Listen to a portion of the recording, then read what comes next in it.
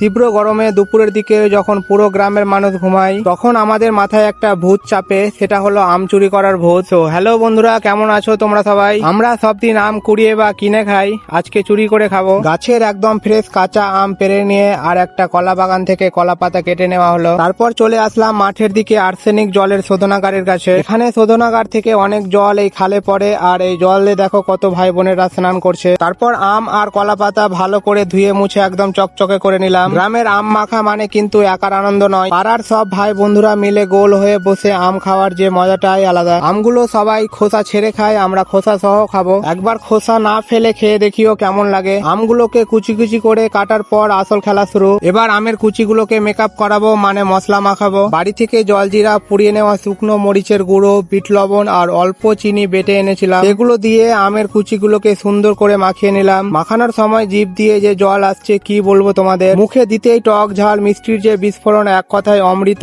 শহরের 5 star hotel ও রেস্তোরাঁও হার মানবে গ্রামের এই কাঁচা আম মাখার কাছে। কার কার জিভে জল চলে এসেছিল একটু কমেন্ট বক্সে জানাও।